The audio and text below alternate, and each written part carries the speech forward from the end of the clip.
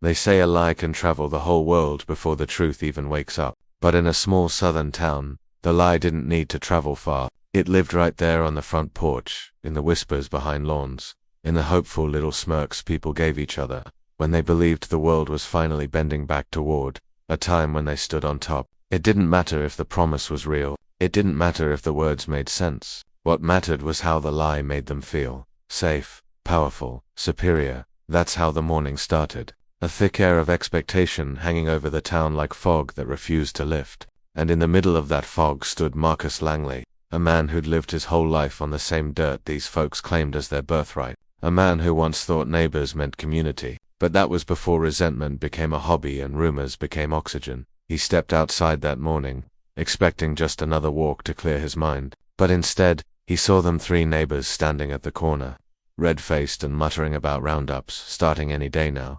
Their eyes slid over to him like he was already halfway out the country. One of them actually grinned. Like he was watching a storm he prayed for finally roll in. What hits hardest isn't always the words. Sometimes it's the look. That look that says, you don't belong here. That look that says, your citizenship is a suggestion. That look that says, I don't care how many generations your family's been here. I want you gone. This is Simmons.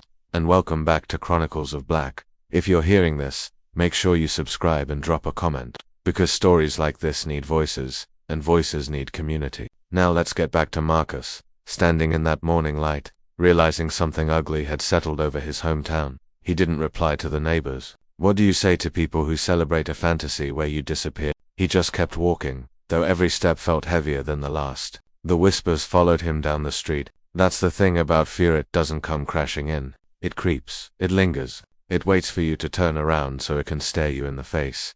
The days that followed weren't loud. They were quiet in the way a problem becomes normal when people pretend it isn't there. A woman at the grocery store asked him if he was nervous about being sent off. A cashier at the gas station told him to make peace with things, while you still can. Men who never spoke to him before suddenly watched him pump gas like he was a stranger trespassing on their soil. Most of the country would call this absurd, but absurdity doesn't stop hatred, it fuels it. And in this town, lies rehearsed long enough turn into prophecies. The louder the rumors grew, the more a man named Gerald Bryson clung to them. Gerald had been sinking for years, laid off from his job, left by his wife, ignored by his own kids. Instead of facing the mirror, he faced Marcus. Gerald needed someone to blame, and blaming himself was never an option. So he fed the lie, and the lie fed him back.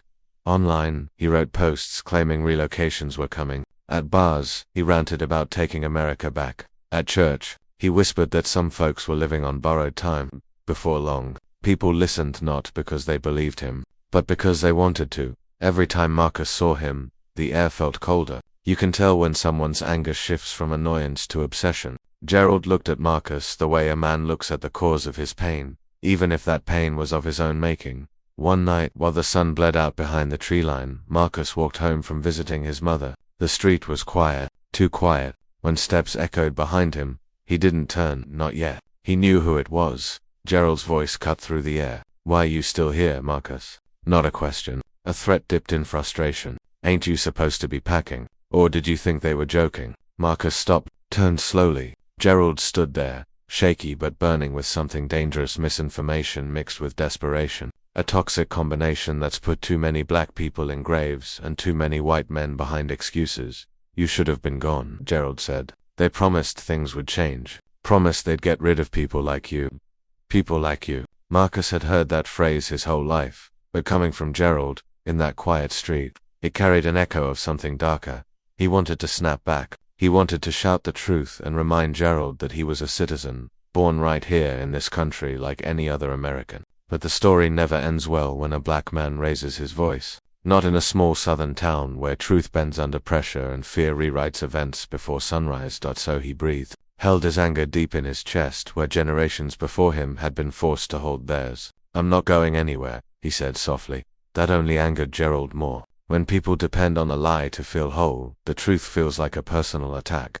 For a moment, Marcus thought Gerald might do something reckless, but the man stepped back, muttering curses as he disappeared into the dark. Marcus stood there alone, listening to his own heartbeat, wondering how a man could hate him so much without even knowing him. The strange part is that truth always comes quietly. No fireworks, No explosions. Just a simple realization that sweeps through a town like a cold front. The lie fell apart.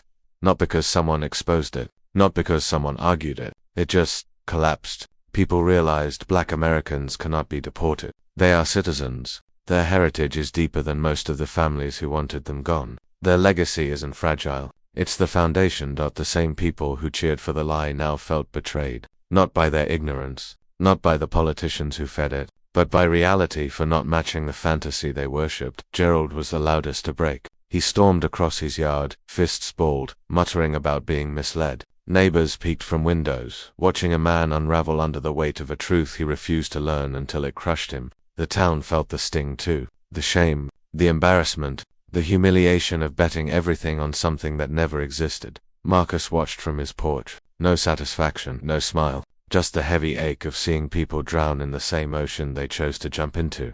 But even after the lie died, its shadow lingered, and Marcus knew shadows take longer to disappear than the thing that casts them. The next day he walked to the community center. Kids were waiting. Black kids who had overheard too much, seen too much, absorbed too much fear that wasn't meant for them. Their eyes asked questions they didn't know how to say. But Marcus sat with them, not as a leader, as someone who understood the weight they carried. You don't need anyone to approve your existence, he told them. This place doesn't define you. You define yourself. You come from people who built, created, fought, survived. You're not visitors here. You're part of the story. Their shoulders eased. Even a little relief feels like sunlight breaking through a storm. That evening, Marcus walked home slowly. For the first time, the looks he received weren't hostile, they were uneasy. People weren't angry at him anymore. They were angry at the truth for embarrassing them. When he passed Gerald's house, the man sat slumped on his porch, no fire left in him. He lifted his eyes, shame written in his posture. I was wrong, he whispered. Marcus didn't stop because he wanted to hear it. He stopped because sometimes silence can teach a man more than anger ever could. That's something you have to fix inside yourself, he said. I'm not the one you need to apologize to. Gerald nodded, tears burning through the last pieces of his pride. Marcus walked away, not in triumph. In peace, he ended his walk at an old historical marker listing the names of Black families who helped build the town. Names older than any rumor, roots deeper than any lie. Standing there, Marcus felt something settle in his chest, a calm truth that no vote, no rumor, no man could take away. Hatred collapses the moment truth stands up. Racism loses strength when stripped of its disguise. And dignity isn't something granted by a politician or a neighbor. It's inherited. It's lived. It's earned by surviving everything designed to break you.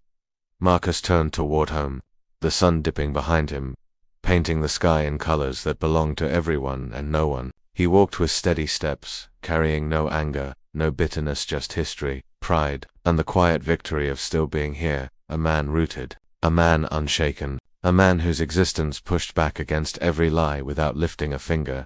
He didn't rise above them. He simply stayed standing while their illusion fell apart. And sometimes, that's the greatest victory of all.